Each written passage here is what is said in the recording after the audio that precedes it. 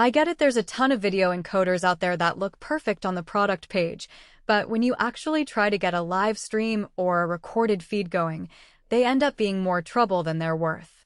You've probably spent a few minutes scrolling past glossy images, thinking this will finally let me send my camera's signal straight to YouTube without a hitch, only to discover after the purchase that the device doesn't play nice with your existing workflow, or that you need a whole extra software suite just to make it work.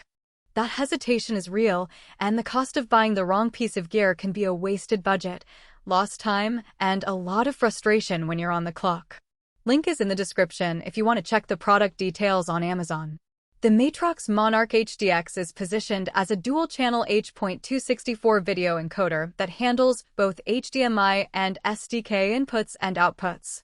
At a glance, that sounds like exactly what a small production crew or a church media team would need: 2 independent video streams, a solid set of professional connectors, and a 3-year support promise from a brand that's been around the broadcast world for decades. What makes it stand out in a crowded market isn't just the spec sheet, it's how those specs translate to day-to-day use. First, let's talk about the dual-channel layout. Most entry-level encoders give you a single input and a single output, which works fine if you only ever need to stream one camera. The Monarch HDX gives you 2 separate HDMI or SDI paths that you can run simultaneously. In practice, that means you can pull a live feed from a PEZ camera on the main stage while a second feed captures a slide deck or a side-stage speaker, and both streams are encoded independently. For a small church that wants to broadcast the sermon and the worship band at the same time, this eliminates the need for a separate switcher or an extra encoder box. It also works for a classroom setting where a lecturer wants to stream both the whiteboard and the presenter's face to remote students. The connectivity is straightforward: HDMI in and out, plus SDI in and out. The SDI ports are 3G SDI, so you can run longer cables without worrying about signal degradation, something that matters when you have a camera mounted on a high ceiling or a remote feed coming from another building. The HDMI side is handy for consumer-grade camcorders or laptops that only have an HDMI output.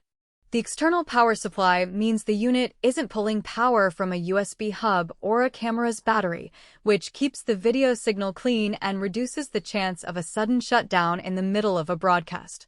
The ICC8 cord that comes with the box is a standard that most power strips accept, so you won't need a specialty adapter. Now, where the Monarch HDX shows its practical strengths is in the software side. Matrox bundles a simple Windows-based control application that lets you set bitrate, resolution, and keyframe interval in a few clicks.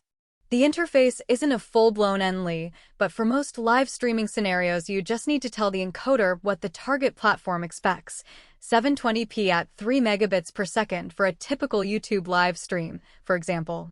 The 3-year support window is also a big plus. You get firmware updates that keep the device compatible with evolving streaming standards, and you have a direct line to Matrox tech support if you hit a snag. In my research, I saw that many users appreciate that you don't have to chase down third-party drivers when a new OS version rolls out. Of course, there are trade-offs you need to weigh. The Monarch HDX is locked to H.264 encoding.